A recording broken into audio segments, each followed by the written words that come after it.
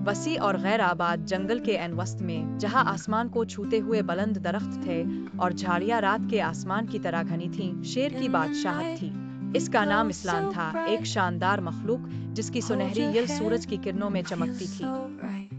इस्लान से सब खौफ खाते और इसकी इज्जत करते थे, लेकिन इसका दिल एक पोशीदा बोझ से भारी था। जंगल का बादशाह होने के बावजूद वो रफाकत और समझ बोझ के लिए तरसता था। एक दिन जब इस्लान जंगल की शफाफ झील के करीब घूम रहा था, तो इसकी मुलाकात एक अक्लमंद और बूढ़े कछुए से हुई जिसका नाम काकू था। काकू ने कई मौसमों को आते जाते देखा था और अपनी वसी हिकमत और तेज जहानत के लिए मशहूर था।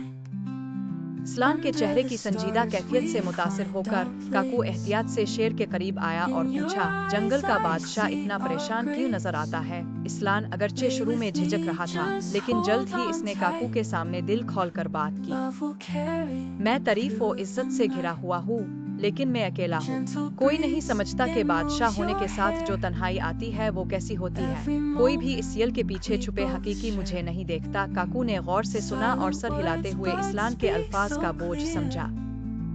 काकू ने फिर अपनी जवानी का एक किस्सा सुनाया, जब वो अपनी ख्वाहिशात के पीछे अंधा हो गया था और दोस्ती की अहमियत को भूल बैठा था। इसने वजाहत की कि कैसे जब इसने अपनी हिफाजत की दीवारें गिराकर दूसरों के लिए दिल खोला, तो इसे वो खुशी मिली जो ना ताकत दे सकती थी और ना तन्हाई। हत्ता के सबसे मजबूत दरख्तों को भी शदीद तूफानों का सामना करने के लिए दूसरों का साथ चाहिए होता है, काकू ने कहा। काकू की कहानी से मुतासिर होकर इस्लान ने फैसला किया कि वो ऐसे हकीकी दोस्त तलाश करेगा जो ताज और सुनहरी यल के पीछे इसके असल वजूद को देख सके। इसने जंगल के जानवरों को रियाया के तौर पर नहीं बल्कि मुमकिना साथियों के तौर पर देखना शुरू किया। इसने उनसे राबता किया, मेहरबानी दिखाई और उनकी बातें तवज्जो से सुने। आहिस्ता आहिस्ता इसने सच्चे ताल्लुकात कायम किए और खुशी और हंसी पाई, जिसने इसके शाही मगर बोझल मकाम को हल्का कर दिया।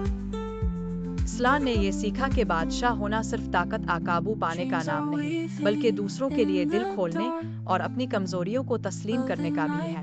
वो अब सिर्फ ताकत के निकाब के पीछे छुपा हुआ हुक्मरान नहीं रहा। वो इस्लान था, एक ऐसा शेर जिसका दिल जंगल और इसकी मुतनव्वे मखलूकात के साथ हम आहंगी में घलकता था। जंगल, जो पहले सिर्फ इसकी बादशाही था, अब इसका घर बन गया था, जहां दोस्त इसकी कदर सिर्फ एक रहनुमा के तौर पर नहीं बल्कि इस्लान शेर के तौर पर, एक दोस्त और साथी के तौर पर करते थे।